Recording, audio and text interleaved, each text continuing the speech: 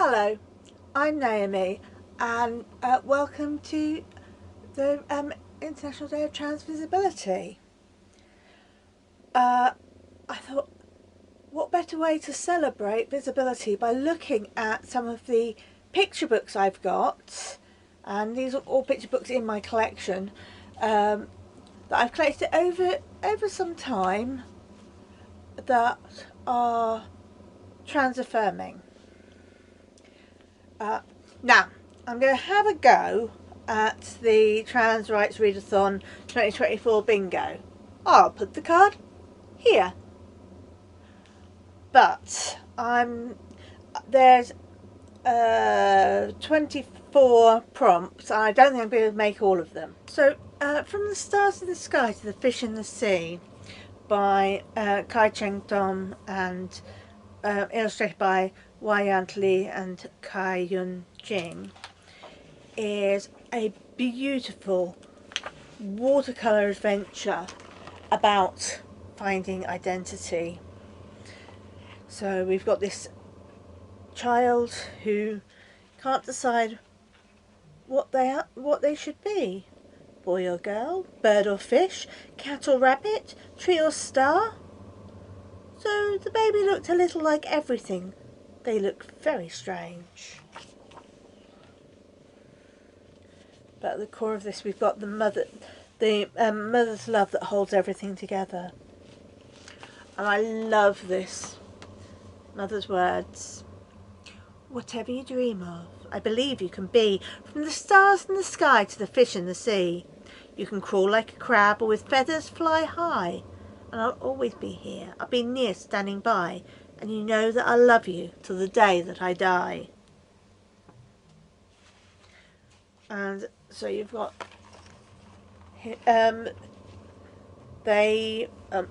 Melon, they explore all the different ways to be until going to school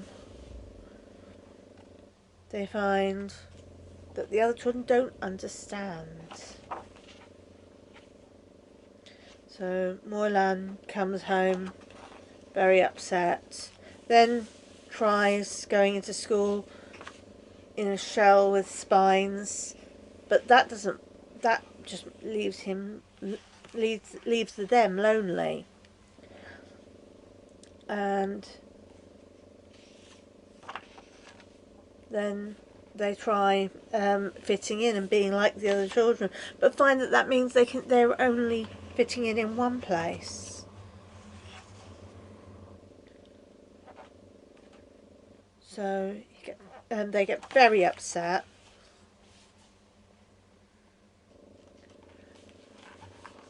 And this is what they say.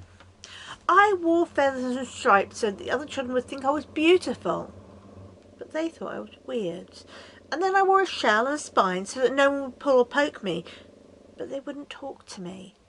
And then I tried to just be like everyone else. But I haven't made any friends. I can't decide what to be. Why do I have to be just one thing?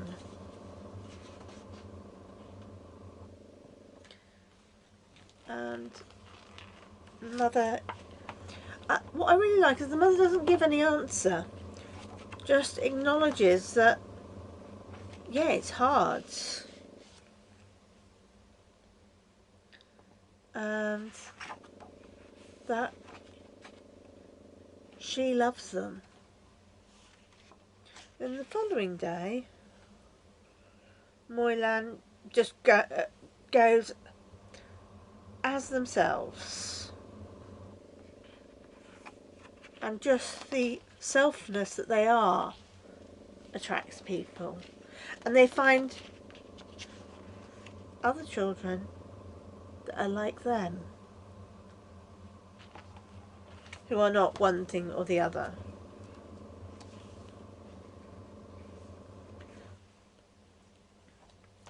And the whole thing finishes with the repetition and ending of the poem.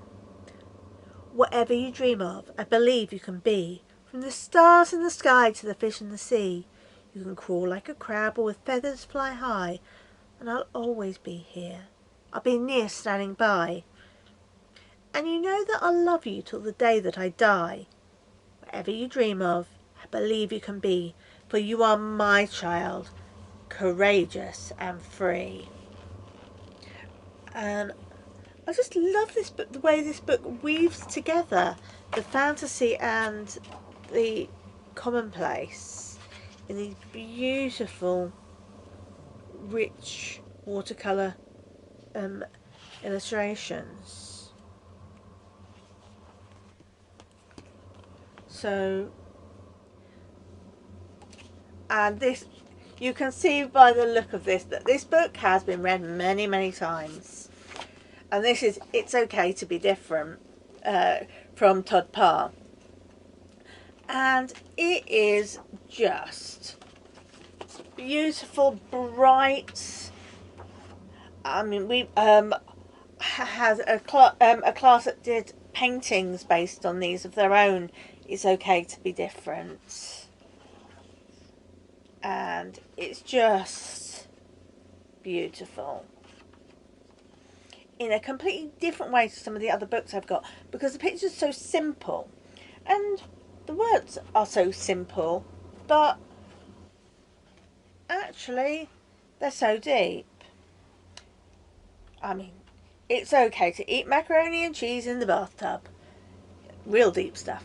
Now, I mean, I love the way that it's okay to talk about your feelings with the lion is contrast against it's okay to eat macaroni and cheese in the bathtub, and it's okay to say no to bad things. So you've kind of got these deeper things interspersed with the funny things, and I just love it.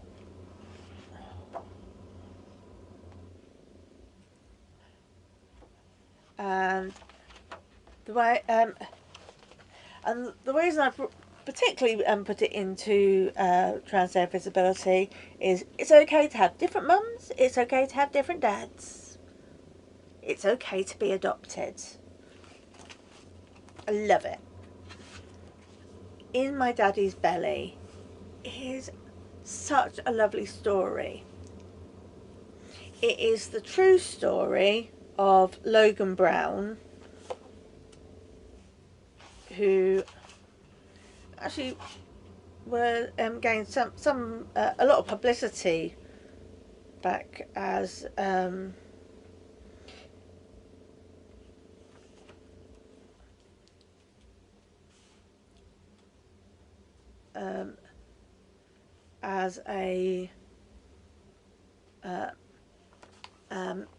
man parent.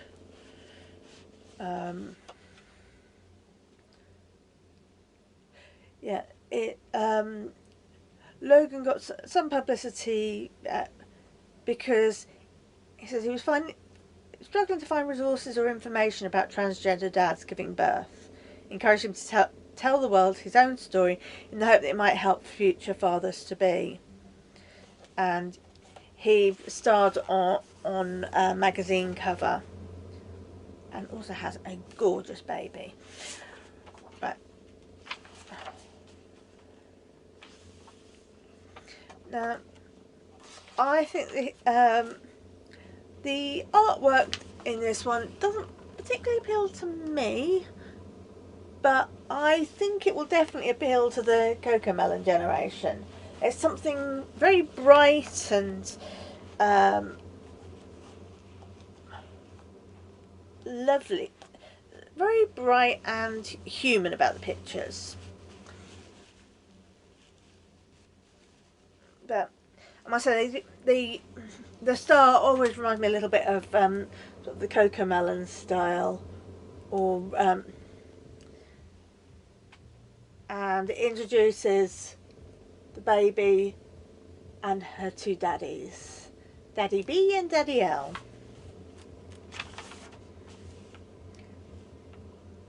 They call me a miracle baby because I'm growing in Daddy L's belly. My daddies know this journey is very special and excited to meet me. I can't wait to meet them too. And I just love the lovely domestic setup.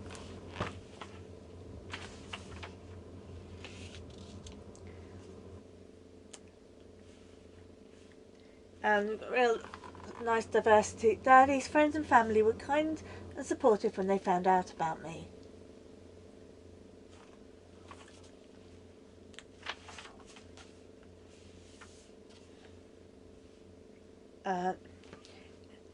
Beautiful little seahorse.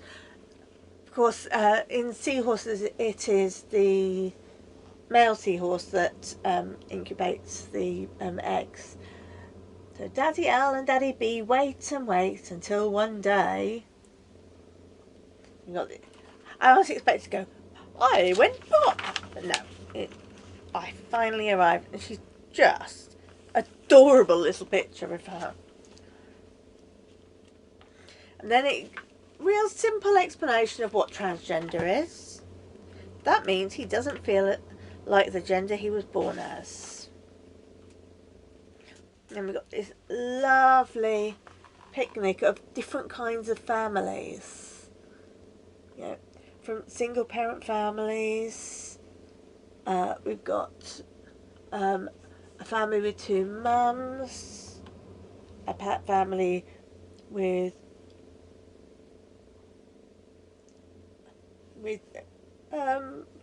I guess non-binary or non-gender explicit characters. We've got the traditional two-parent family.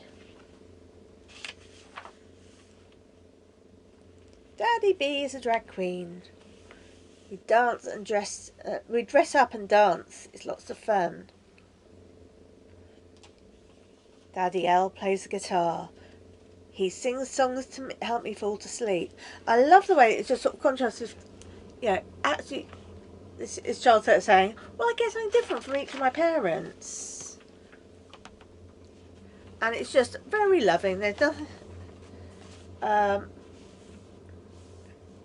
I also love that they're flying the intersex inclusive progress flag there. And it's just a beautiful book.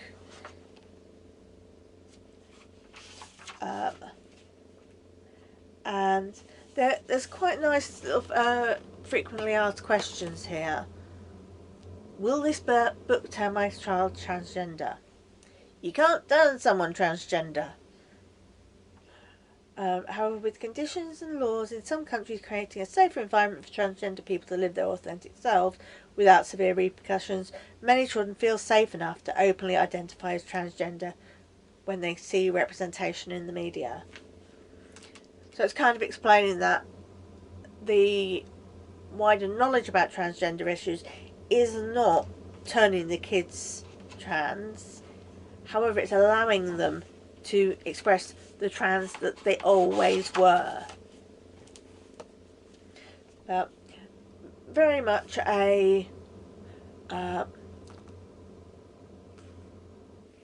so that's a really lovely story. I would say particularly useful for use in families where there's trans family members.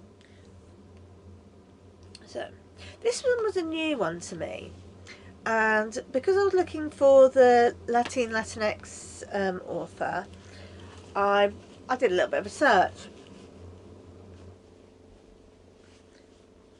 and I found this one which I really like. They Call Me Mix, and it's by They Call Me Mix by Lourdes Riveras, who in the biography at the back, I should just explain that they're a Californian, and it's their first children's book. They're a non-binary person who teaches kindergarten, so that's reception, nursery and reception. I'm not sure. Actually, possibly more like reception year 1, because I think they start school later in America. And this is rather lovely because in addressing the dual identity, we've got part the story told both in English and in Spanish. When I was born, everyone decided and agreed that I was a girl, so they named me Lourdes. It explains how she never really felt that they never really felt that they were only girl or only boy. I always felt like a little of both. I wanted people to believe me. I wanted people to celebrate me. I thought this was a really interesting one. I imagined myself like a book. My outside cover told only one part of my story. Inside I was bursting with imagination. It was a lovely picture of Lourdes with the other part of themselves bursting to come out. I think that's one of the things I feel with this, the binary nature of how culture impresses upon children, this whole pink aisle, blue aisle approach. It squashes a whole part of the child. And every child, I mean, I think this is one of the things why some people find someone who needs to identify themselves as non-binary. I think some people find it hard because they know that no one's gender is entirely binary, but it's about finding where you fit along the continuum.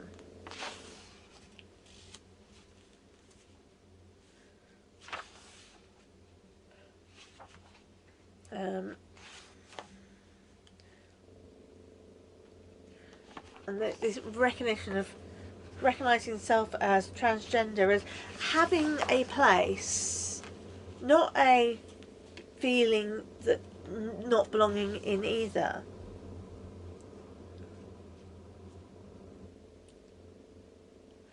And there's no refusal to accept that there is pushback.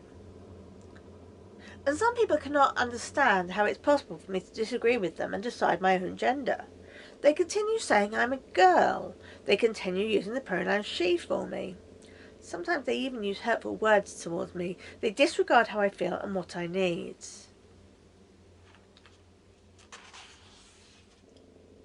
I stay away and try and ignore them. I stay away and try and remember that I have some learning to do. I stay away and try not to let it bother me too much. That's a lovely picture.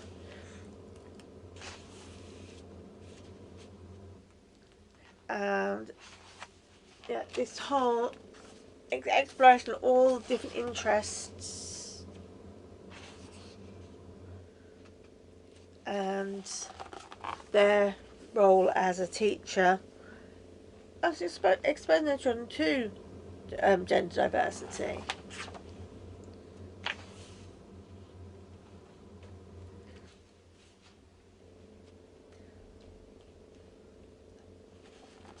And very much this is about speaking your truth and living your truth.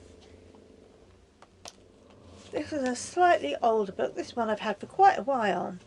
It was included in these when Stonewall first started their school champions program. It was one of the books they identified, and that's This Day in June, which is just a celebration of pride. It's real simple, and actually it's the stories that tell the picture. It's the stories that, no, it's the pictures that tell the story.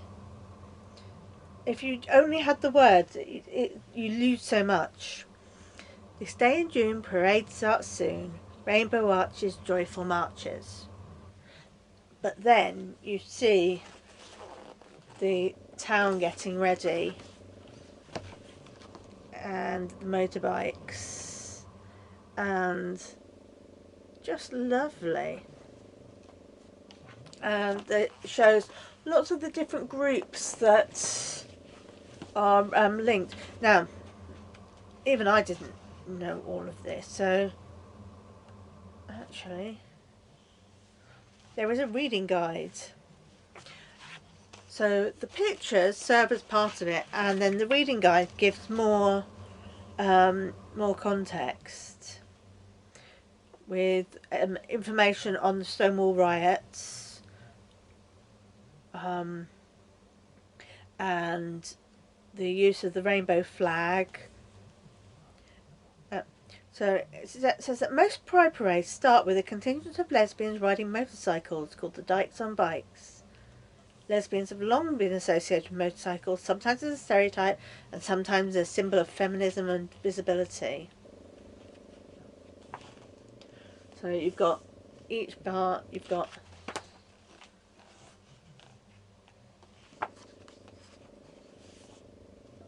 voices chanting, doggies panting. Voices chanting? Panting? I don't know. That doesn't rhyme in my accent. But the dogs is celebrated, and there's more information on the fight for equality. And got leathers.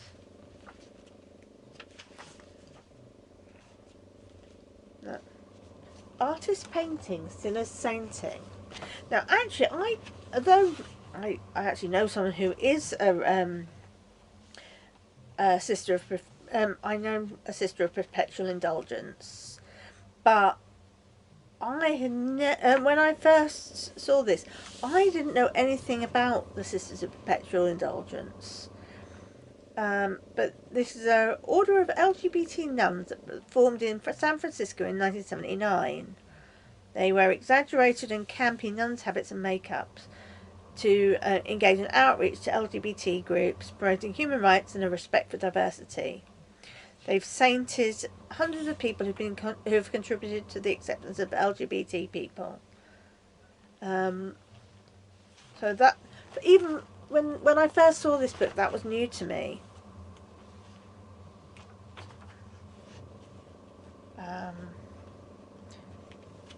We've got this wonderful pink page, banners swaying, children playing, which explains about the pink triangle. But each one you've got a really rich picture to talk about, and information about the deeper meanings. And we've got dancers jumping, music pumping. There's a float there. Now, obviously not all pride parades have floats. I think this is sort of based on, I think, San Francisco's pride parade. And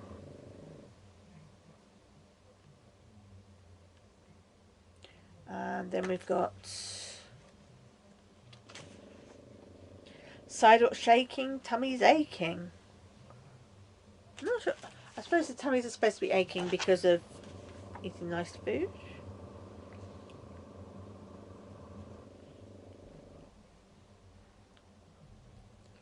Oh, this is linked with... Right. So we've got the cheerleaders are wearing red ribbons, but also about... what's in this one is about parents and the fight for LGBT people to become parents. Painted ladies, crying babies. And we've got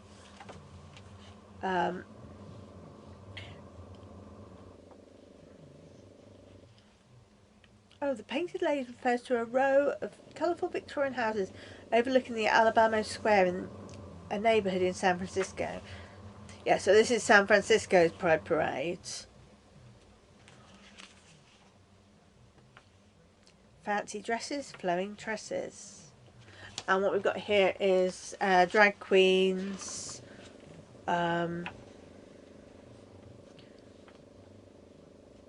we've got the celebration of same-sex marriage, or rather marriage equality. I love this because it's just a picture of all the shoes, but that sense of so many different types of people. Oh, that is just lovely. This day in June, we were all united.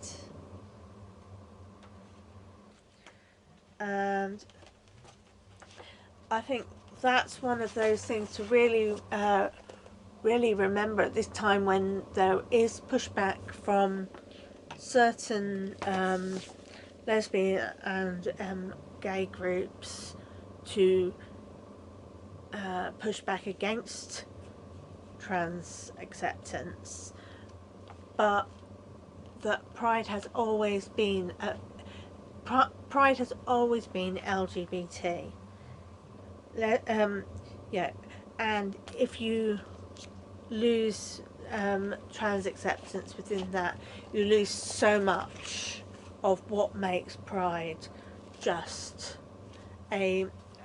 both a protest and a celebration.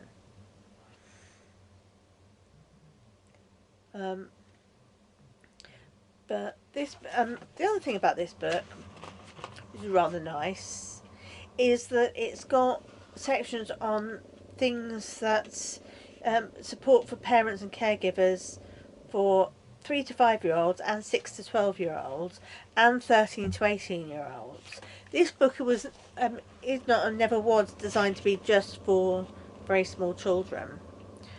It's a real LGBTQI plus history in a single picture book. So I think it's a lovely one. So this book is Are You a Boy or Are You a Girl? And it's by Sarah Savage and Fox Fisher. And wow, 2015, is it really that long ago? It doesn't, this book was originally a Kickstarter, and in fact, you can see it on mine. It's actually a signed copy by Sarah Savage and Fox Fisher, who both took part in a documentary series, My Transsexual Summer. And I think that programme had a real eye-opening impact. And Sarah Savage was the co-founder of Trans Pride Brighton, which is always a fabulous day.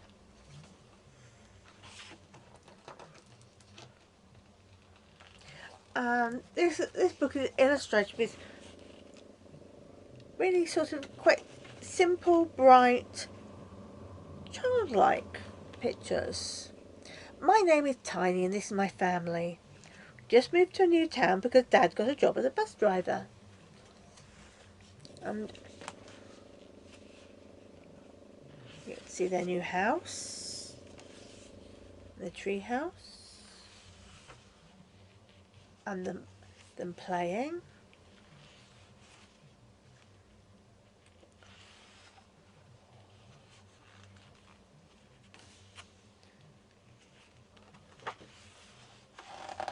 Yeah, a real sort of not fitting into any gendered roles, and then being given school uniform.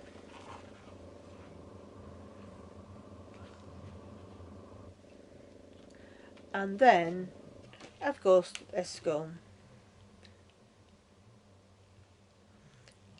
And you've got some bully who says, Tiny, what a silly name. I can't tell if it's a boy or a girl. The new teacher says, Buster, don't be rude.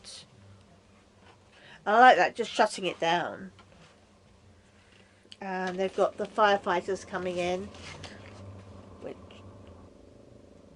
and they realise that firefighters can be boys or girls.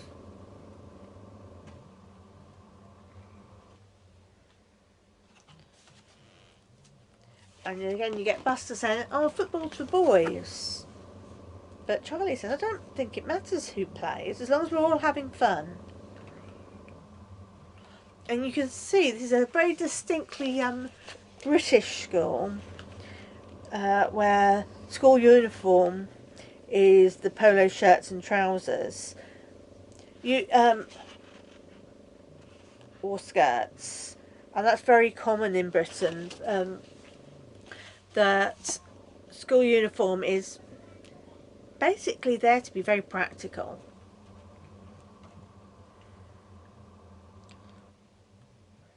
And the teacher tells Buster it doesn't matter.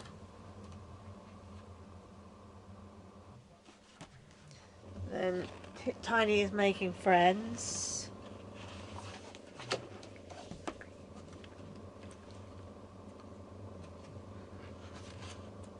And I think the final bit really says, as we're tidying up to get ready for dinner, Mia asked me, Tiny, are you a boy or are you a girl? I am me. One. While we're on Sarah Savage, another book by Sarah Savage. I wonder when. See, this is 5 years later. This is 2020. Sarah Savage with illustrations by Jules Garcia. And this story focuses on Minnie, who's 6-year-old and loves kittens.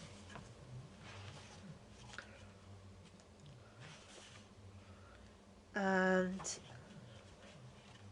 what's really nice about this is you've got the second thing I love more than anything in the world is my dad. Every day we make breakfast together and get ready to go out. You've got Dad in the background.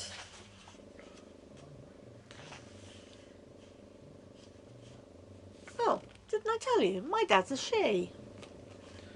So this is trans femme representation, and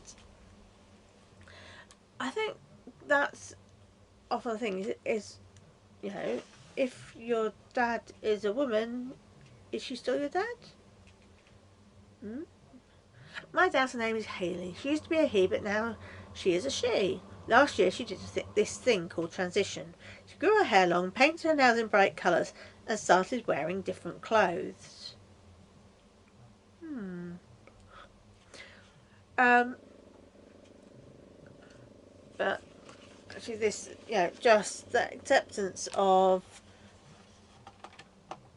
getting, in this case, getting surgery. I will use this moment to say no one is less valid as a trans person if they haven't had surgery. And we have this lovely feeling of family acceptance.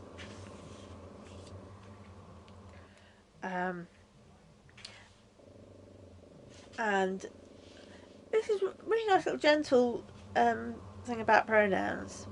Dad is telling a funny story. Even Grandpa is laughing at her silly jokes. Cat laughs and says to me, Minnie, I really like Hayley. He's so funny. No, not he. My dad is a she, I say to Cat. It makes her feel sad when people use the wrong pronouns. It makes me feel sad too, because I love my dad very much. Oh, I'm sorry, Cat says. I didn't mean to hurt you or Hayley. It's okay. I know you didn't mean to, I say. I did the same when Dad started a transition. It took me a while to get used to it.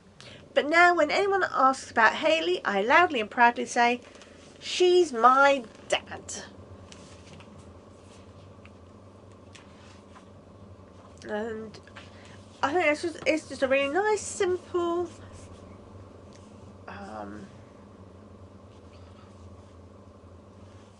lovely book, and it's intended to be a story for children who have a transgender parent or relative. My next recommendation is My Shadow is Purple.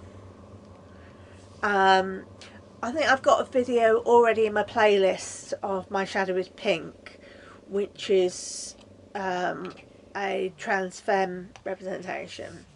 My Shadow is Purple is more about, you know, being, I guess, a non-binary, but it's not about just being non-binary. It's about accepting who you are and how you're both part of who your mum is and part of who your dad is.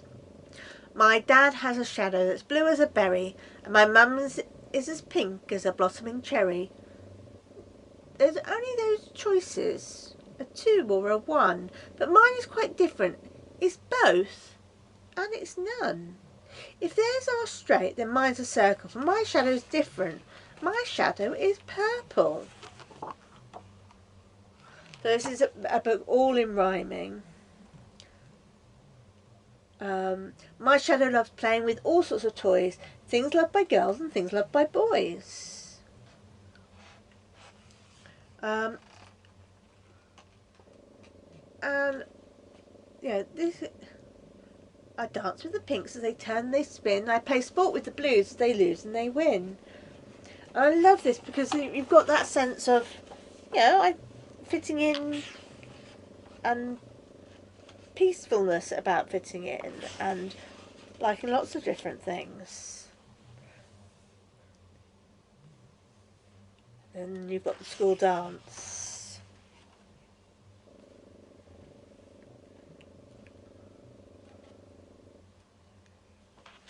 And this child's got both a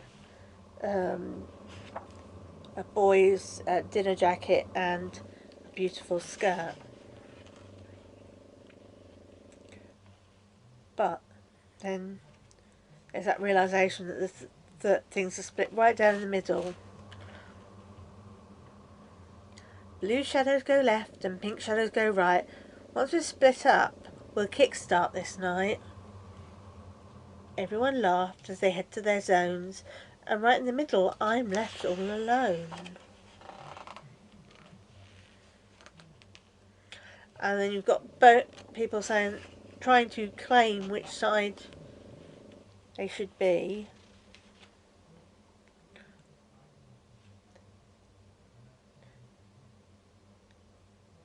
The teacher walks up looking rather amused. I know you are different, but now you must choose. My heart just started racing and tears filled my eyes, and I know I must choose, but don't understand why.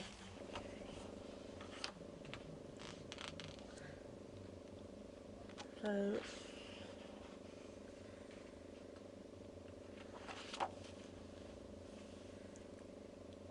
you've got the then you get the support of another child who says, my shadow's yellow. It's more than 2 colours our shadows can be.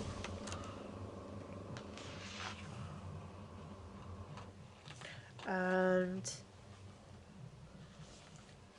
a child with a brown shadow.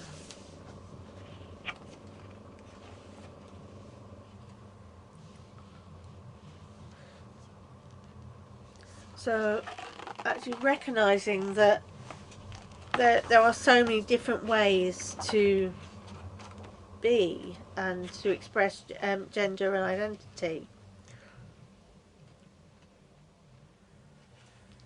And that we end up with, whatever your colour, start dancing, have fun. And it's just joyful acceptance of who they are. I think it's rather lovely. I think in a way it's less explicitly trans than My Shadow is Pink, but it's very much about accepting that gender is not binary and that acceptance is love. another book about acceptance, but unfortunately my battery ran flat on my camera. But this is just such a joyful book about calming down and just accepting people for who they are. I think it's quite difficult when you've got a bingo card to put picture books into it. I've had a go, but maybe you've got some better ideas than me. And so I hope you've really enjoyed looking at some of the picture books that I love that address trans issues. And if you'd like to suggest any more books that perhaps you think I've missed, I'd love to see it down in the comments. Um, I am legally obligated to ask you to like, subscribe, and share, but you don't have to, as long as you've enjoyed this video. Thanks a lot. Bye!